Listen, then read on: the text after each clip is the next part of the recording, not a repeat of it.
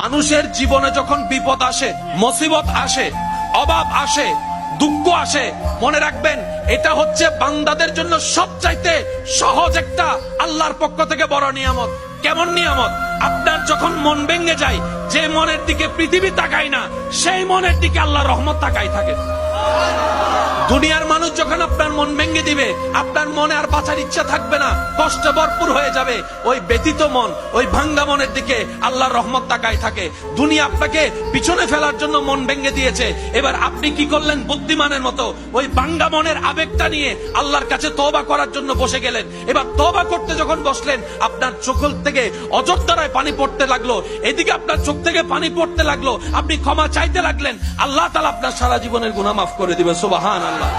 সন্তানের কান্না যেমন মা বাবা দেখতে পারে না, সহ্য করতে পারে না, বান্দার চোখের পানিও আল্লাহ তাআলা সহ্য করতে পারে না। কোন বান্দাকে যখন পৃথিবীর কোন মানুষ কষ্ট দেয়, কান্না করায়, আল্লাহ তখন ফেরেশতাকে জিজ্ঞেস করে, ফেরেশতা একটু দেখে আসো আমার বান্দাকে কে কষ্ট দিয়েছে, আমার বান্দাকে কে কষ্ট দিয়েছে, আমার বান্দার মনকে খারাপ করিয়েছে।